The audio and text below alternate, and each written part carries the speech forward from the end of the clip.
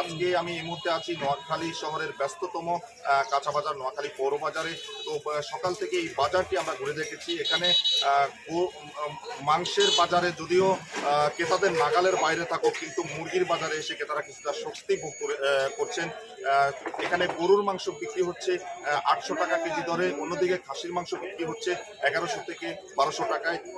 এদিকে মুরগির বাজারে গিয়ে দেখা গেছে রমজানের শুরুতেই ব্রয়লার মুরগির কেজি বিক্রি হয়েছিল 190 টাকায়, সেটি আজ বিক্রি হচ্ছে 180 টাকা কেজি দরে। অন্যদিকে কক মুরগি যেটি রয়েছে সেটি বিক্রি হয়েছে রমজানের পূর্বে 330 থেকে 40 টাকা কেজি দরে, আজ বিক্রি হচ্ছে 320 টাকায়। তো কাঁচা বাজারে কিন্তু এক ধরনের উত্তাপ চলাচ্ছে। প্রতিটি সবজির মূল্য এখানে প্রায় 20 থেকে 30 টাকা বেড়েছে।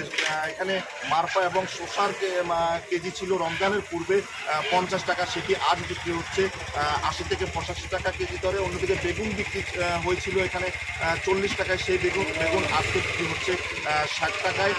অন্যদিকে এখানে লেবুর যে বিষয়টি, আসলে প্রতি হালি লেবু রমজানের পূর্বে 40 থেকে 50 টাকায় বিক্রি হলেও সেটি আজ বিক্রি হচ্ছে 100 থেকে 120 টাকায়। মোট কথা এখানে কাঁচা বাজারে কিন্তু ক্রেতাদের এক ধরনের নাবিশ্বাস ছুটে গেছে। তো এই মুহূর্তে আমার সঙ্গে আছেন একজন ক্রেতা, আমি তার কাছে জানতে চাইবো আজকের বাজারে তিনি কি পণ্য ক্রয় করেছেন এবং তার বাজার দর কেমন ছিল। ধন্যবাদ। আসলে এখন সবজির সিজন, আমাদের নোয়াখালীতে সবজির সিজন, কিন্তু সবজির যে দাম চড়া, যে লেবু ছিল 40 টাকা সেটা এখন আকার বেটে 100 টাকার উপরে।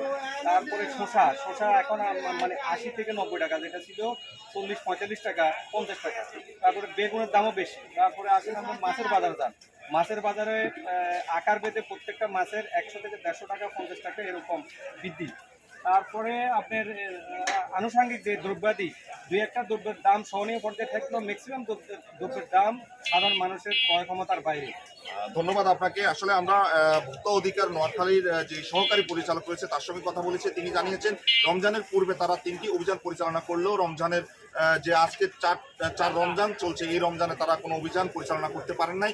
অন্যদিকে তিনি জানিয়েছেন যেই খোলা বাজারের পণ্য বিক্রয়ের বিষয়টি, সেখানে মূল্য তালিকা প্রদর্শনের কথা থাকলেও নোয়াখালীতে কোনো বাজারে পণ্যের যে মূল্য তালিকা সেটি কিন্তু প্রদর্শিত হয়নি।